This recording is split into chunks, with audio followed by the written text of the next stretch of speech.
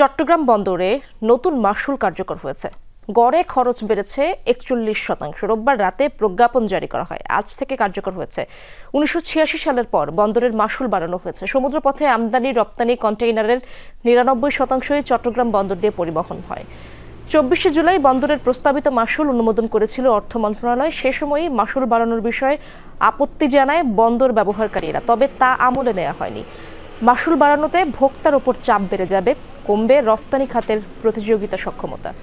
বন্দর কর্তৃপক্ষ ২০ ফুট লম্বা প্রতিটি কন্টেইনার থেকে গড়ে মাশুল আদায় করে ১১,৮৪৯ টাকা। নতুন মাশুল কার্যকর হওয়ায় এখন কন্টেইনার প্রতি বাড়তি দিতে হবে গড়ে ৪,৩৯৫ টাকা। প্রতি কন্টেইনারে মাশুল বাড়ছে গড়ে ৩৭%। কন্টেইনার পণ্যে প্রতি কেজিতে আগে গড়ে মাশুল দিতে হতো ১ টাকা ২৮ পয়সা। নতুন মাশুল কার্যকর হওয়ায় এখন প্রতি কেজি কন্টেইনার পণ্যে বাড়তি দিতে হবে ৪৭ পয়সা।